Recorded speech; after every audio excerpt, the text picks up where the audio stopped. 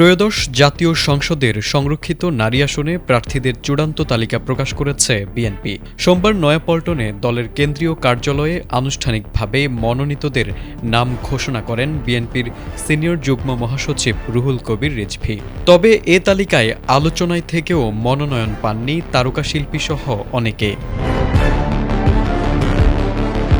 এ তালিকায় স্থান পেয়েছেন একাধিক পরিচিত নারী নেত্রী ও সংগঠক। ঘোষিত তালিকায় রয়েছেন সেলিমা রহমান, শিরিন সুলতানা, রাশেদা বেগম হীরা, রেহানা আক্তার রানু, নিপুণ রায় চৌধুরী, নীলুফার চৌধুরী মণি, বিলকিস ইসলাম, শাকিলা ফারজানা এবং হেলেন জেরিন খানসহ মোট ৩৬ জন। এদিকে সংরক্ষিত নারী আসনে মনোনয়ন প্রাপ্তির তালিকায় আলোচনা তুঙ্গে ছিলেন আলোচিত মডেল ও অ্যাক্টিভিস্ট ফারজানা সিথি।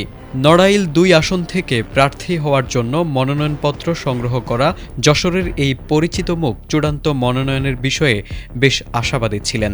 এছাড়া কুষ্টিয়া থেকে মনোনয়ন চেয়েছিলেন সদ্য বিএনপিতে যোগ দেওয়া অভিনেত্রী রোকেয়া জাহান চমক। তবে চূড়ান্ত তালিকায় এই দুই আলোচিত ব্যক্তির কাউকেই রাখা হয়নি।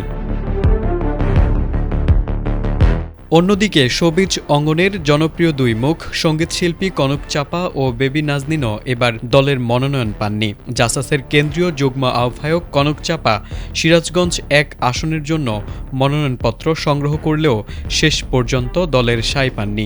একইভাবে ব্ল্যাক ডায়মন্ড খ্যাত বেবি নাজনীনের নাম মনোনয়ন দৌড়ে বেশ জোরে সোরে শোনা গেলেও তাকে এই তালিকায় রাখা হয়নি। Desk report, ATN Bangla.